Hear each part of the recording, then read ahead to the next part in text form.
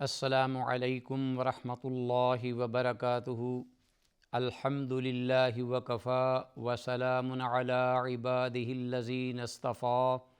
اما بعد فاعوذ باللہ السمیع العلیم من الشیطان الرجیم من ہمزہ ونفخہ ونفثہ۔ بسم اللہ الرحمن الرحیم۔ فبشر عباد الذین یستمعون القول فیتبعون احسنہ، اولئک الذین ہداہم اللہ واولئک ہم اولو الالباب۔ ناظرین کرام، پروگرام صوت ہادی لے کے حاضر خدمت ہوں اور بارگاہ عزدی میں دعا گو ہوں کہ اللہ تعالیٰ اس پروگرام کو ہم سب کے لیے دین اور دنیا ہر اعتبار سے منفعت بخش بنائے، اور جو کچھ بھی کتاب اللہ اور سنت رسول اللہ صلی اللہ علیہ وسلم کی تعلیمات کی روشنی میں سنا جائے، سمجھا جائے، اس پہ اللہ ہم سب کو عمل کی توفیق دے۔ اللہم ارنا الحق حقا وارزقنا اتباعہ وارنا الباطل باطلا وارزقنا اجتنابہ، آمین یا الہ العالمین۔ آج کی اس نشست میں ہونے والی گفتگو کا موضوع جو حدیث رسول صلی اللہ علیہ وآلہ وسلم ہے،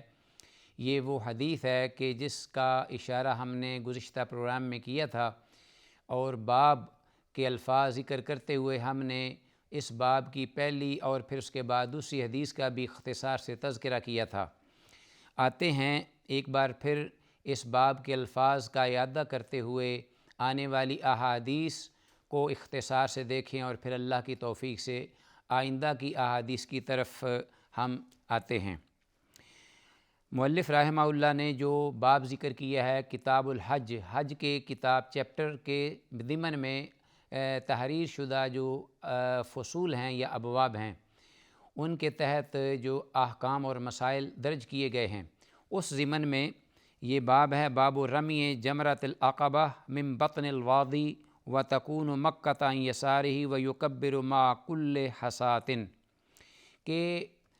یوم النحر کے دن جو کہ قربانی کا دن اور عید کا دن ہے اسلام کے لیے، اس دن سب سے پہلے جو کام ہوگا وہ جمرہ عقبہ،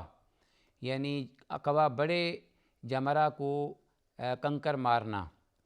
تو اس کا طریقہ جو ہے وہ باب میں مؤلف نے اشارہ کیا ہے کہ مکہ المکرمہ وہ انسان کے بائیں جانب ہو جب وہ رمی کرے، بہتر یہ ہے، اور جو منا کا بقیہ جو میدان ہے وہ اس کے دائیں جانب ہو، اور پھر جمرہ اس کے بالکل عین سامنے ہو، تو اس طریقے سے وہ رمی کرے گا، اور ہر رمی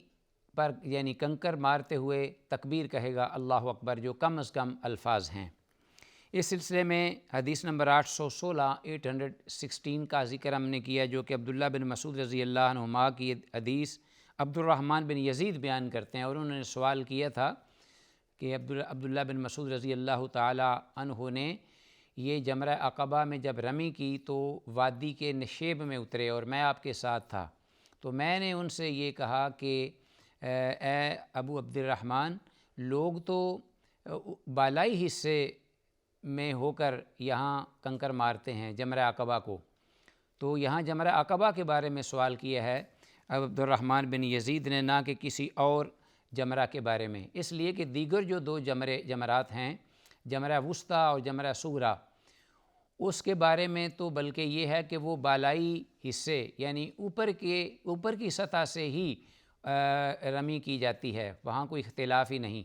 تو اصل میں یہ جو جمرہ تیسرا ہے بڑا جمرہ عقبہ، یہ مکہ کی جانب قریب ہے اور جمرہ کبریٰ کے نام سے موسوم ہے۔ یہ وہ مقام ہے جہاں رسول اللہ صلی اللہ علیہ وسلم نے اہل مدینہ سے بیعت لی تھی ہجرت کے موقع پر کہ میں آپ کی طرف ہجرت کروں گا تو کیا تم لوگ میرا ساتھ دو گے؟ تو یہ بیعت عقبہ جسے کہتے ہیں وہ اس مقام پر ہوئی، اس اعتبار سے بھی اس کی اہمیت ہے۔ اور پھر یہ ہے کہ یہ جمرہ بڑا جمرہ ہے مکہ کے قریب، تو اس جمرہ کو جو رمی کی جائے گی تو وادی کے نشیب میں اتر کر کی جائے گی۔ عبد الرحمن بن یزید رحمہ اللہ نے یہ پوچھا کہ لوگ تو جو ہیں وہ اوپر کی سطح سے رمی کرتے ہیں اور آپ نشیب میں اتر رہے ہیں، تو اس وقت انہوں نے یہی جواب دیا حضرت عبداللہ بن مسعود رضی اللہ تعالیٰ عنہ نے، والذی لا الہ غیرہ ھذا مقام الذی انزلت علیہ سورۃ البقرہ، کہ قسم اس ذات کی کہ جس کے سوا کوئی معبود برحق نہیں، یہ وہی مقام ہے جہاں سے میں نے رمی کی ہے وادی کے نشیب میں نیچی سطح میں اتر کر، کہ جہاں وہ ہستی نے کھڑے ہو کر رمی کی جس پر سورہ بقرہ اتاری گئی یا نازل کی گئی۔ تو ناظرین، یہ حدیث تھی جس کا ہم نے ذکر کیا تھا۔ اس میں ایک بات قابل غور ہے، وہ یہ ہے کہ عبد الرحمن بن یزید پوچھتے ہیں کہ لوگ انا ناسن یرمونہا من فوقہا، لوگ اوپر کی سطح سے اس کو رمی کرتے ہیں یا کنکر مارتے ہیں اور آپ نشیب میں اتر رہے ہیں۔ تو جواب تھا کہ اللہ کی قسم، اس معبود برحق کی قسم جس کے سوا کوئی معبود نہیں، میں نے رسول اللہ صلی اللہ علیہ وسلم کی ذات کو دیکھا کہ وہ اس جگہ کھڑے ہو کر رمی کر رہے تھے۔ تو معلوم ہوا کہ جو شریعت میں کسوٹی ہے حق کو پرکھنے کی اور شریعت طاہرہ پر عمل کرنے کی، صحیح عمل سر انجام دینے کی، وہ شریعت طاہرہ ہے، نہ کہ لوگ ہیں، نہ خواہ وہ صحابہ اکرام کیوں نہ ہوں یا امت کے مجتہد یا بڑے عالم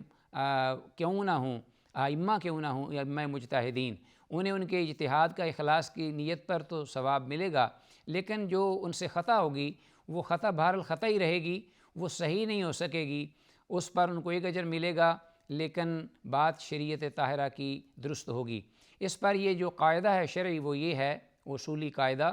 کہ الرجال یعرفون بالحق، کہ لوگ حق کی کسوٹی پر پہچانے جاتے ہیں کہ وہ صحیح ہیں کہ درست ہیں، نہ کہ لا یعرف الحق بالرجال، کہ جو حق ہے یا شریعت طاہرہ ہے یا وحی الہی ہے وہ لوگوں کے ذریعے پہچانی جائے کہ جو لوگ کر رہے ہیں وہی حق ہے، وہی سچ ہے۔ تو شریعت طاہرہ وحی الہی اصل میں درست صحیح بات ہے۔ تو عبداللہ بن مسعود رضی اللہ تعالیٰ عنہ نے اس بات کو واضح کیا۔ آتے ہیں ناظرین، اسی جو مؤلف نے باب ذکر کیا تھا، دوسری حدیث ہے ہمارے پاس 817 یہ عبداللہ بن مسعود رضی اللہ عنہ سے ہی مروی حدیث ہے، لیکن اس میں جو سلیمان اعمش ہیں، وہ سلیمان اعمش رحمۃ اللہ علیہ اس حدیث کو بیان کرتے ہیں۔ وہ کہتے ہیں ڈائریکٹلی، وہ یہ کہتے ہیں کہ سمعت الحجاج، میں نے حجاج بن یوسف کو دیکھا، یقول علی المنبر، جو ممبر پر کھڑا تھا اور اپنا بیان جاری کیے ہوئے تھا، کہ یہ کہہ رہا تھا اس طرح السورہ التی یذکر فیہا البقرہ، جو اس طریقے سے صورتوں کا نام لے رہا تھا، مثلا سورہ بقرہ کا نام لیا تو کہا کہ وہ صورت جس میں گائے کا ذکر ہے، اسی طرح جب کہا کہ آل عمران کا ذکر کیا تو کہا کہ وہ سورہ جس میں عمران کی علیہ السلام کی اولاد کا ذکر ہے، وسورہ التی یذکر فیہا النساء، سورہ نساء کا ذکر کیا تو کہہ رہا تھا کہ یہ وہ صورت ہے جس میں عورتوں کے احکامات کا ذکر ہے۔ قال، کہتے ہیں سلیمان اعمش کہ اس کے بعد فذکرت ذلک علی ابراہیم، میں نے یہ بات جو حجاج بن یوسف کے حوالے سے ابراہیم نخعی رحمہ اللہ سے کہی، ان کو یہ بات بتائی، تو انہوں نے آگے سے مجھے یہ جواب دیا کہ حدثنی عبد الرحمن بن یزید، کہ عبد الرحمن بن یزید نے مجھے یہ بات کہی۔ اب یہ عبد الرحمن بن یزید وہی ہیں جو گزشتہ حدیث میں عبداللہ بن مسعود رضی اللہ تعالیٰ عنہ سے سوال کرتے ہیں کہ جمرہ عقبہ کے بارے میں کہ آپ نشیب میں اتر کر کیوں رمی کر رہے ہیں، لوگ تو اوپر سے کرتے ہیں۔ تو عبد الرحمن بن یزید انہ کان مع ابن مسعود رضی اللہ عنہ، اب یہ ابراہیم نخعی جو ہیں یہ بات بتا رہے ہیں کہ مجھے عبد الرحمن بن یزید نے از خود بتایا کہ وہ عبداللہ بن مسعود رضی اللہ تعالیٰ عنہ کے ساتھ تھے، ان کی رفاقت میں تھے، حین رما جمرۃ العقبہ،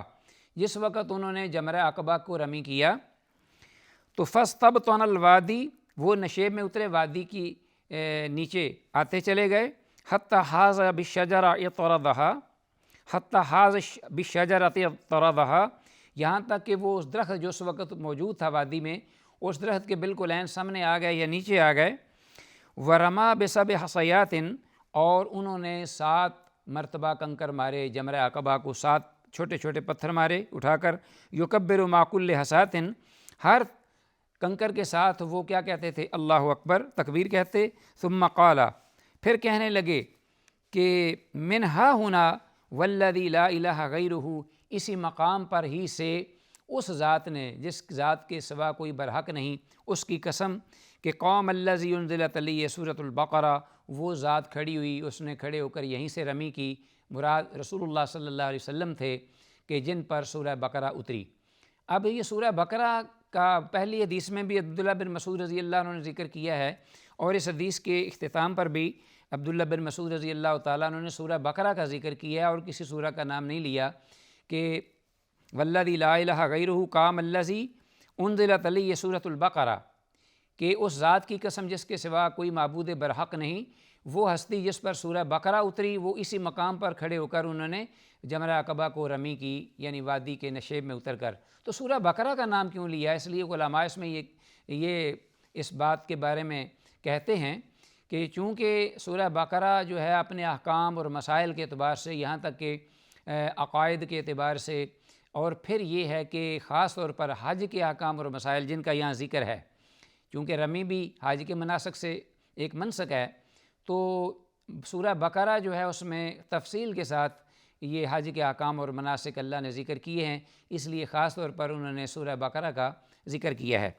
ناظرین، یہاں جو بات ہے وہ ایک جو کہ میں چاہوں گا کہ آپ کی گوش گزار کرتا چلوں، کہ جو رمی کرتے وقت ایک چنے کے دانے کے برابر جو کنکر ہے وہ لے کر اس ہدف پر لگایا جائے جو کہ جمرہ ہے، تاکہ اس کے اندر وہ کنکر پہنچ جائے، اور ساتھ ہی پھینکتے ہوئے کہے اللہ اکبر، یہ کم از کم ہے، تو اس کا وہ جو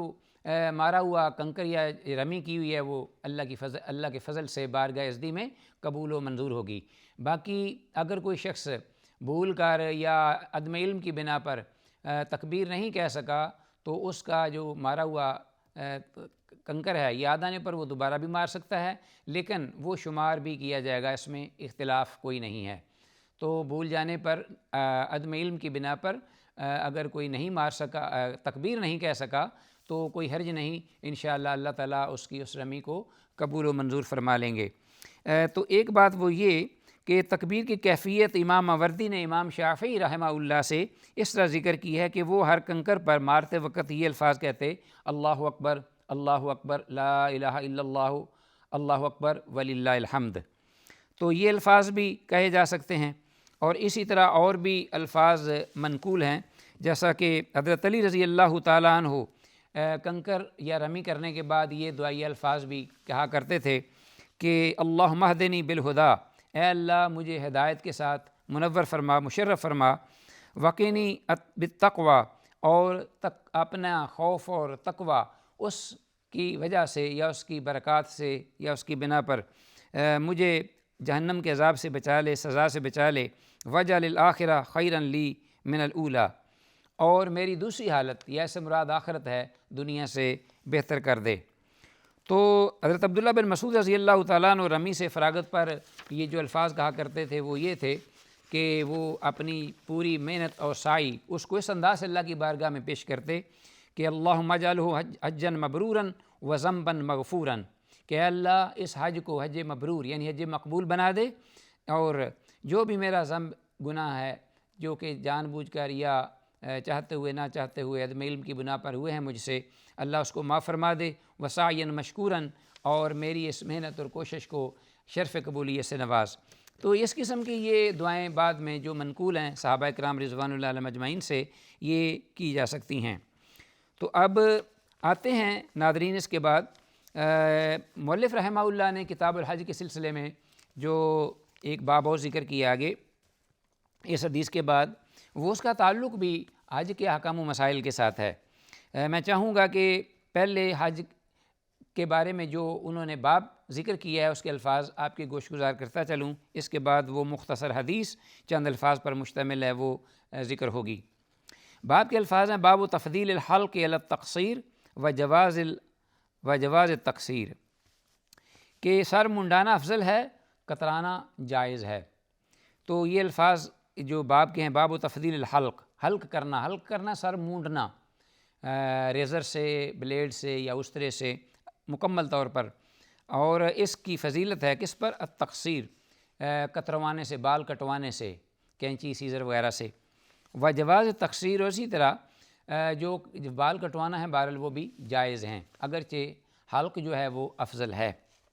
اس بارے میں حدیث نمبر 818 ہمارے پاس موجود ہے، 818، حضرت عبداللہ ابن عمر رضی اللہ عنہما سے منقول یہ حدیث موجود ہے ہمارے پاس۔ کہتے ہیں قان یقول حلق رسول اللہ صلی اللہ علیہ وسلم فی حجتہ، کہ رسول اللہ صلی اللہ علیہ وسلم نے اپنا سر مبارک منڈوایا اپنے آخری حج میں، جو کہ آپ نے ایک حج ادا فرمایا تھا۔ وہ حج بہت ہی معروف حج ہے، جس میں بہت سارے صحابہ نے بھی شرکت کی، اور آپ کا وہ آخری حج کہلاتا ہے۔ اس میں حضرت عبداللہ ابن عمر رضی اللہ عنہ نے یہ بات اس وقت کہی کہ جس وقت ہم نے گزشتہ یہ بات کہی تھی کہ آپ نے جب حج ادا کیا تو اس وقت غالباً حضرت عبداللہ بن زبیر کے مقابلے میں حجاج بن یوسف جو تھے، انہوں نے نکلا خروج کیا اور حملہ کیا تھا، ان کے خلاف شورش کی تھی۔ تو اس دور میں جو حضرت عبداللہ بن زبیر رضی اللہ تعالیٰ عنہما تھے، انہوں نے چاہا کہ میں حج ادا کروں۔ اپنوں نے اور دیگر صحابہ نے روکا بھی کہ حالات سازگار نہیں، لیکن اس کے باوجود انہوں نے حج ادا کیا اور اللہ کے فضل و کرم سے مکمل حج ادا کیا۔ اس وقت آپ نے 10 ذو الحج کو آ کر اپنا منا میں اپنا جمرات رمی کی، اور پھر اس کے بعد جو ہے اپنا سر منڈایا اور پھر قربانی کی۔ تو ساتھ ہی یہ بات کہی کہ رسول اللہ صلی اللہ علیہ وسلم نے بھی اسی طرح اپنا سر مبارک جو ہے منڈوایا تھا۔ تو ناظرین، ایک بات جو امام بخاری رحمہ اللہ اس حدیث کو لائے ہیں، کتاب الحج باب الحلق والتقصیر عند الاحلال، یعنی باب ہے سر منڈوانے کا اور سر کے بال کٹوانے کا، جبکہ حدیث میں جو کہ چند الفاظ پر مشتمل حضرت عبداللہ بن عمر رضی اللہ عنہما کی، اس حدیث میں صرف حلق کا ذکر ہے، تقصیر کا ذکر نہیں، لیکن باب جو آیا ہے وہ باب اس میں حلق کا بھی ذکر ہے اور تقصیر کا بھی ذکر ہے۔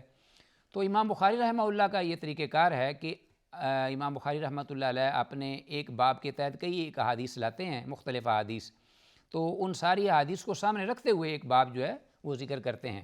تو وہ باب جو ہے وہ مجمل ہوتا ہے، بلکہ کمپریہنسو ہوتا ہے، جس میں ساری جتنی احادیث ہیں اس کا مفہوم اس باب کے اندر موجود ہوتا ہے۔